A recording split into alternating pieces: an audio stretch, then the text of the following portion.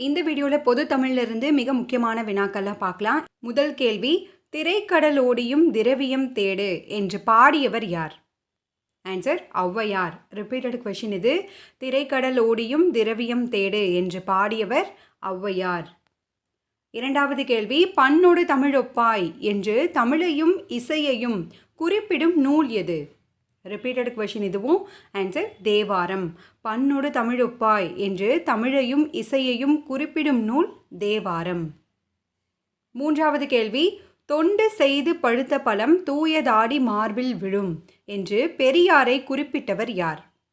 Answer Bharathidasan. Bharathidasan இந்த வரிகளில் யாரை குறிப்பிட்டார் அப்படின்ற கேள்வியும் கேட்பாங்க. பெரியார். நான்காவது கேள்வி, தமிழின் முதல் ஏளன நூல் எது? Repeated question. ஆன்சர் பரமார்த்த குருகதை. தமிழின் முதல் ஏளன நூல் பரமார்த்த குருகதை. இதனுடைய ஆசிரியர் வீரமாமுனிவர். ஐந்தாவது கேள்வி, பெரியாருக்கு எந்த ஆண்டு யுனெஸ்கோ விருது வழங்கப்பட்டது? ஆன்சர் 1970 ஆண்டு.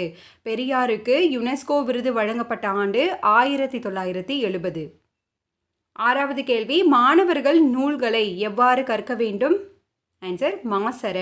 மாணவர்கள் நூல்களை மாசற கற்க வேண்டும். ஏழாவது கேள்வி, பூ விரிய தோன்றும் நிலை எவ்வாறு அழைக்கப்படுகிறது? பூ விரிய தோன்றும் நிலை போது என்று அழைக்கப்படுகிறது.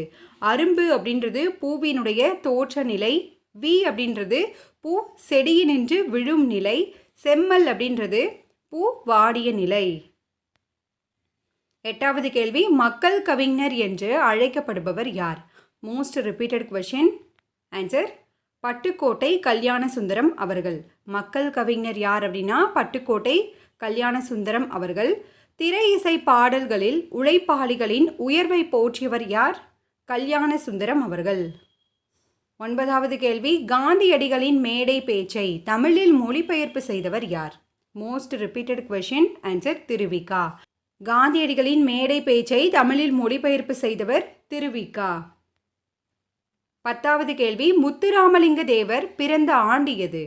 முத்துராமலிங்க தேவர் பிறந்த ஆண்டு 1908 ஆண்டு அக்டோபர் 30 இவர் பிறந்த இடம் ராமநாதபுரம் மாவட்டம் பசும்பொன் என்ற இடத்துல தான் இவர் பிறந்திருப்பார். இந்த பாயிண்ட்ஸ் தேர்வில் அடிக்கடி கேட்கப்பட்டது. 11வது கேள்வி, திராவிடம் என்னும் சொல்லை முதலில் குறிப்பிட்டவர் யார்? தேர்வில் அடிக்கடி கேட்கப்பட்ட கேள்வி. ஆன்சர் குமரிலப்பட்டர். திராவிடம் என்னும் சொல்லை முதலில் குறிப்பிட்டவர் குமரிலப்பட்டர்.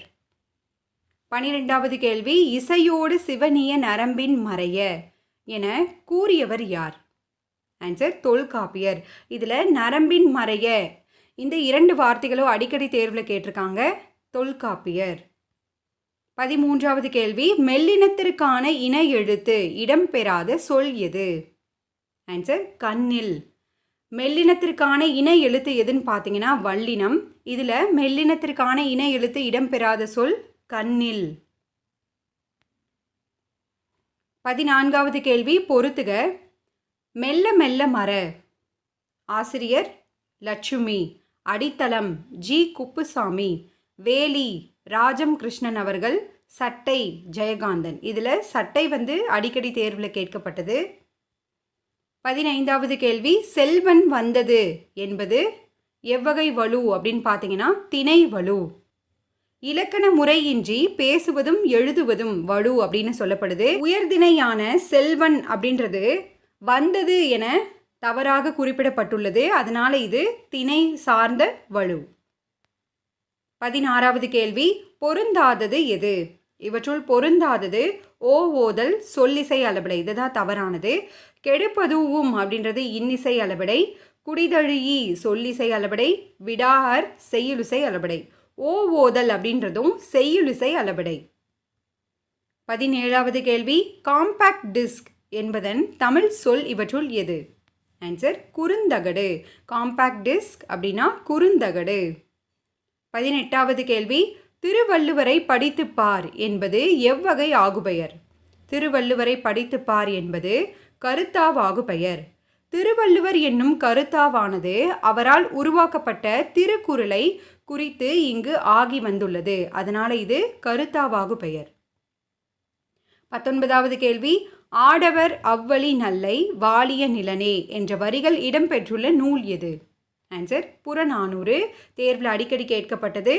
ஆடவர் அவ்வழி நல்லை வாலிய நிலனே என்ற வரிகள் இடம்பெற்றுள்ள நூல் புறநானூறு. 20வது கேள்வி, பொறுத்துக. ஆகாயத்திற்கு அடுத்த வீடு. ஆன்சர் மூமேத்தா. தண்ணீர் தேசம் வைரமுத்து. குரட்டை ஒளி மூவா. கிழிசல் நாஞ்சில் நாடன். 21வது கேள்வி, கீழ்கண்டவற்றுள் பொருந்தாதது எது? இவற்றுள் பொருந்தாதது ஞாலம். மற்ற மூன்றுமே பார்த்தீங்கன்னா மேகத்தை குறிக்கக்கூடிய சொற்கள். ஞாலம் என்பதன் பொருள் உலகம். 22வது கேள்வி, சலவரை சார விடுதல் இனிதே இத்தொடரில் சலவர் என்பதன் பொருள் என்ன? ஆன்சர் வஞ்சகர். சலவர் என்பதன் பொருள் வஞ்சகர். 23வது கேள்வி, மீமிசை என்பதன் இலக்கண குறிப்பு என்ன? மீமிசை என்பதன் இலக்கண குறிப்பு ஒரு பொருட்பன்மொழி. இந்த வார்த்தையே அடிக்கடி தேர்வில் கேட்டிருக்காங்க. ஸோ பார்த்துக்கோங்க ஃப்ரெண்ட்ஸ். ஒரு பொருட்பன்மொழி அப்படின்றது ஒரே பொருள் தரக்கூடிய இரு சொற்கள் அருகருகில் வந்தால் அது ஒரு பொருட்பன்மொழி.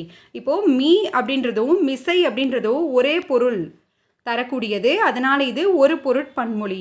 வேறு சில எடுத்துக்காட்டுகள் என்னென்ன அப்படின்னு பார்த்தீங்கன்னா, உயர்ந்தோங்கி, ஓங்கி உயர், இதெல்லாம் வந்ததுன்னா அது ஒரு பொருட்பன்மொழி. 24வது கேள்வி, வினா எழுப்பும் எழுத்துக்களில் தவறானது எது? வினா எழுப்பும் எழுத்துக்களில் தவறானது ஆப்ஷன் இ.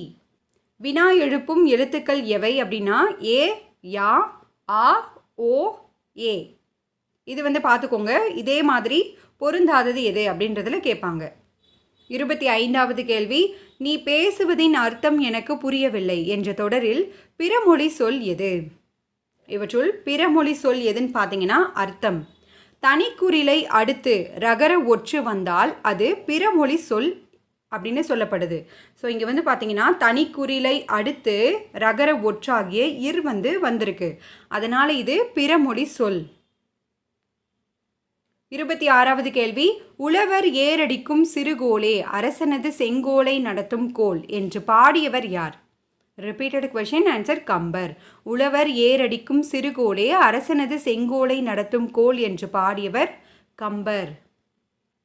27வது கேள்வி, காமராசரை கல்வி கண் திறந்தவர் என்று கூறியவர் யார்? லாஸ்ட் இயர் குரூப் 2 ப்ரிமிலரியில் இந்த கேள்வி கேட்டிருந்தாங்க. ஆன்சர் பெரியார். காமராசரை கல்வி கண் திறந்தவர் என்று கூறியவர் பெரியார். 28வது கேள்வி, தம் மாணவர்களை இயற்றமிழ் மாணவர்கள் என்று அழைத்தவர் யார்? Most repeated question. Answer Parithimar Kalaignar. தம் மாணவர்களை இயற்றமிழ் மாணவர்கள் என்று கூறியவர் பருதிமார் கலைஞர். 29வது கேள்வி, பிரித்தெழுதுக. இனிதீன்றல். சரியான விடை இனிது கூட்டல் ஈன்றல், இனிதீன்றல். 30வது கேள்வி, பட்டுக்கோட்டை கல்யாண சுந்தரம் பிறந்த ஊர் எது? பட்டுக்கோட்டை கல்யாண சுந்தரம் பிறந்த ஊர் எதுன்னு பார்த்தீங்கன்னா செங்கப்படுத்தான் காடு. செங்கப்படுத்தான் காடு பட்டுக்கோட்டையில் இருக்குது. இதுவும் ஒரு சில தேர்வில் கேட்டிருந்தாங்க. நோட் பண்ணிக்கோங்க ஃப்ரெண்ட்ஸ். பட்டுக்கோட்டை கல்யாண சுந்தரம் பிறந்த ஊர் செங்கப்படுத்தான் காடு. ஓகே ஃப்ரெண்ட்ஸ், இது வரைக்கும் பார்த்த கேள்விகளிலிருந்து உங்களுக்கான ஒரு கேள்வி, பெரியாருக்கு எந்த ஆண்டு யுனெஸ்கோ விருது வழங்கப்பட்டது? இதற்கான பதிலை கீழே கமெண்ட் பண்ணுங்கள். இந்த வீடியோ உங்களுக்கு யூஸ்ஃபுல்லாக இருக்குது அப்படின்னு நினச்சிங்கன்னா மறக்காமல் லைக் பண்ணி சப்போர்ட் பண்ணுங்கள் ஃப்ரெண்ட்ஸ். தேங்க்யூ.